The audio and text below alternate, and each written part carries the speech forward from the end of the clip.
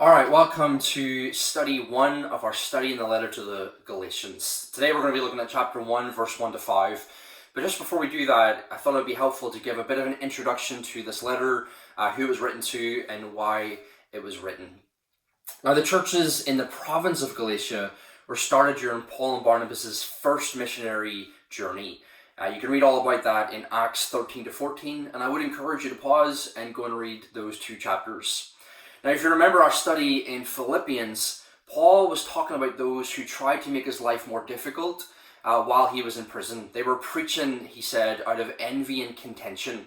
That's Philippians 1, verse 15 to 17.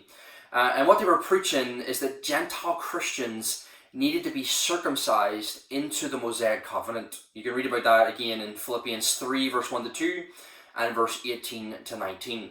Now, these false teachers are also known as Judaizers, and they had gone through the region of Galatia convincing Gentile believers that they weren't complete Christians because they hadn't been circumcised into the Mosaic Covenant. Now, don't worry, we're going to get into what the Mosaic Covenant is as we go through this study.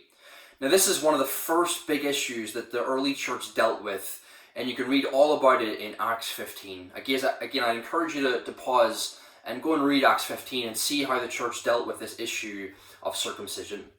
Now, Paul gives three amazing arguments to defend the true gospel in the letter to the Galatians. The first argument is chapter 1 to 2, the biographical argument, where Paul explains who he was before he was a Christian, how he came to Christ, and his ministry up until the point he's writing the letter.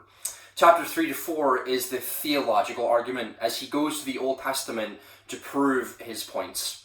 And chapter 5 to 6 is the practical argument, where he explains the power that the true gospel has and the transformation it brings in a believer's life. So that's by way of introduction. Now we're on to our study in chapter 1, verse 1 to 5. Now, again, given a bit of a framework here, verse 1 to 10 is an introduction to the letter. In verse 1 to 5, you have the greeting, and in verse 6 to 10, Paul introduces his theme and the content for the rest of the letter.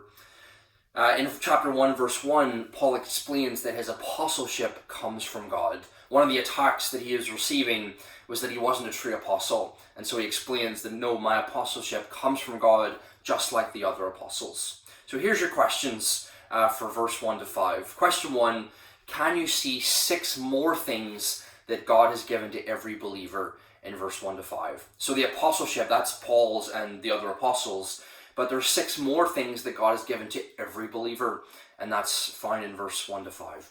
The second question is, why has he given us these things? According to the end of verse 4 and into verse 5. God bless.